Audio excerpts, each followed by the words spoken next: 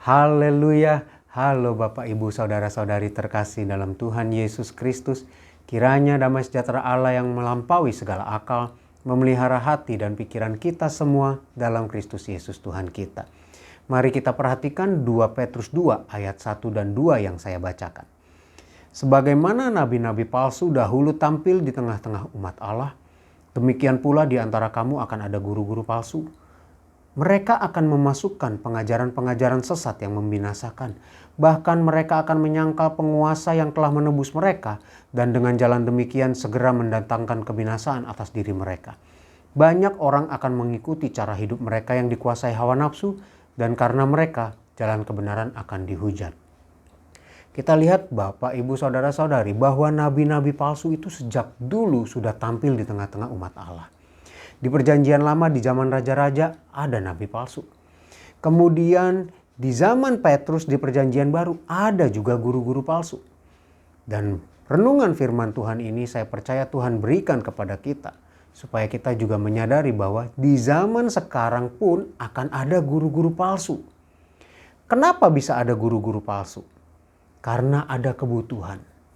Orang-orang yang menjadi guru-guru palsu melihat ada kebutuhan akan mereka. Kebutuhan itu datang dari mana? Dari orang-orang yang ingin mendengar firman Tuhan yang menyenangkan. Kembali ke raja-raja. Kenapa di zaman raja-raja itu ada nabi-nabi Allah yang mengaku dari Allah tapi memberitakan hal yang bukan dari Allah? Karena raja-raja itu mau mendengar hal-hal yang baik, yang bagus, yang firman Allah tapi sesuai dengan keinginan mereka. Demikian juga di zaman Petrus ayat 2 katakan banyak orang akan mengikuti cara hidup mereka yang dikuasai hawa nafsu. Jadi karena ada orang yang mau memuaskan hawa nafsu tapi dilegalkan oleh firman Tuhan, membuat orang jadi jadi ada orang yang seperti itu ya. Kalau gitu kasih aja firman Tuhan yang menyenangkan, yang melegalisasi hawa nafsu. Dengan demikian mereka guru-guru palsu ini jadi laku gitu. Jadi ada. Jadi mereka keluar. Nah, karena ada kebutuhan. Oleh karena itu Bapak Ibu Saudara-saudari, kita perlu hati-hati. Dan bukan cuma hati-hati, kita juga perlu memperhatikan apa yang mau kita dengar. Firman Tuhan itu diberi untuk berbicara kepada kita Bapak Ibu Saudara-saudari.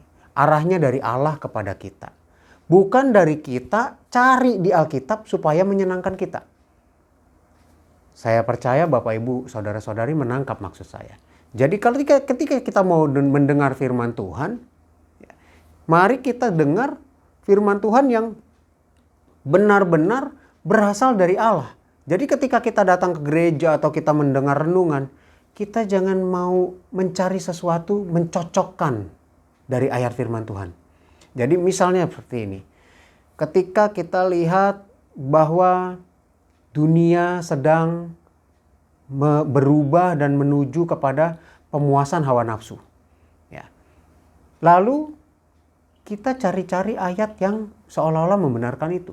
Contoh, waktu Paulus berkata bahwa ketika aku jadi orang Yunani, aku menjadi seperti orang Yunani. Ketika aku menjadi orang Yahudi, aku menjadi seperti orang Yahudi. Nah, kira-kira intinya seperti itu. Lalu kita menggunakan ayat itu. Tuh, kayak Paulus aja. Dia Yunani, dia ikutan jadi Yunani. Dia Yahudi, dia ikutan jadi Yahudi. Saya juga dong. Jadi saya di tengah dunia, saya menjadi seperti dunia. Hati-hati Bapak Ibu Saudara-saudari. Nah kalau begitu, ntar keluar nabi-nabi palsu untuk membenarkan. Iya benar tuh, benar. Tersesat deh kita. Akhirnya apa? Kita binasa ya ayat yang pertama. Karena tersesat kita binasa. Kita menyangkal penguasa. Kita menyangkal Tuhan. Hati-hati Bapak Ibu Saudara-saudari. Oleh karena itu, ya saya ingatkan sekali lagi, yuk kalau kita mau mendengar firman Tuhan, jangan ada keinginan yang kita paksakan supaya dibenarkan firman Tuhan. Tapi mari kita dengar firman Tuhan, lalu koreksi diri. Arahnya dibalik. Bukan kita yang memasukkan pikiran kita, tapi biar pikiran Allah yang masuk ke dalam kita. Tuhan tolong kita semua, mari kita berdoa. Tuhan yang baik, terima kasih untuk firman-Mu.